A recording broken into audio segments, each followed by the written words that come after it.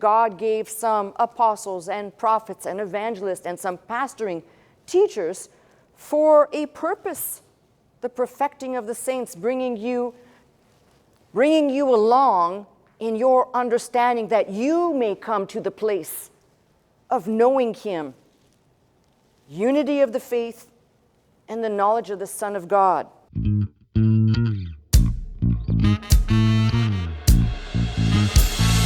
To this house, magnify the Lord, lift up holy hands, our hearts in one accord.